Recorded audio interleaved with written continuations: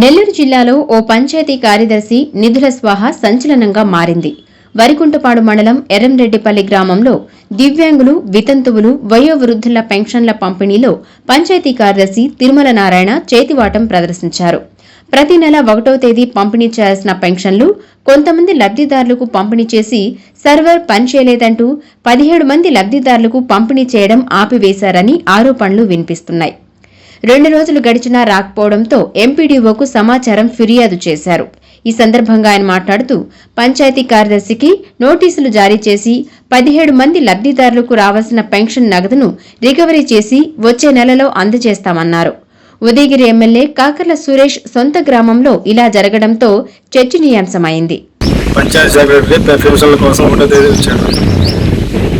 కొంతమందికి ఆన్లైన్ పని చేసిన కూడా ఇచ్చాడు. తర్వాత ఆన్లైన్ పని చేయలేదని ఆగిపోయాడు. మళ్ళీ ఉదయం టిఫిన్కి వెళ్ళాడు. టిఫిన్కి చేసి ఇచ్చిన తర్వాత నాకు మోషన్స్ అవుతున్నాయని చెప్పి అన్నారు. దాని మీద కొంతమంది ఆగిపోయాయని చెప్పి మాకు న్యూస్ అన్నింది. ఏమైనా ఫోన్ చేస్తే ఫోన్ రెస్పాండ్ లేకుండా వెళ్ళిపోయాడు. మళ్ళీ 3వ తేదీ వచ్చాడు. 3వ తేదీ వస్తానని చెప్పని రాలేదు.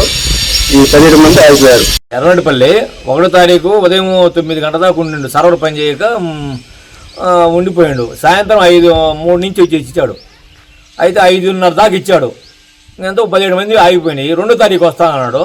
అది 2వ తారీఖు అయితే అతను విరోచనాలు అవుతున్నాయంట. నేను ఈ 2వ తారీఖు వస్తానంట, రాలేకపోయాడు. 3వ తారీఖు కూడా టైం ఉందంట, మరి రాలేకపోయాడు. ఆ 17 మంది ఆగి మరి డబ్బులు రిటర్న్ కట్టాడో తెలియదు. 17 మంది పెన్షన్లు ఆగిపోయినాయి. 10 గంటలకే భోజనం అంటే ఇక్కడ లేదు.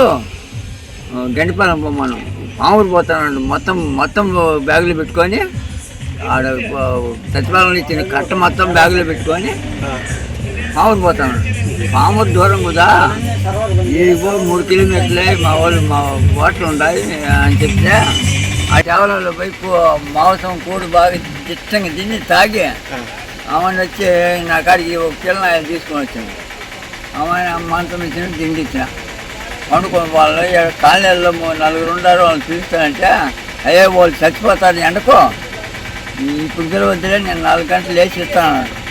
ఆమె ఈ బంకోడు ఫోన్ చేసింది. ఆయన ముందిస్తున్న ఆయన కూడా ఫోన్ చేసి మాట్లాడిపోయింది 11 గంటలకు. అతను వచ్చిన తర్వాత నాకు ఫోన్ చేయండి, నేను వచ్చి ఇద్దరం కలిసి అతన్ని డబ్బులు ఇస్తుంటే నేను కొట్టుకుంటాను.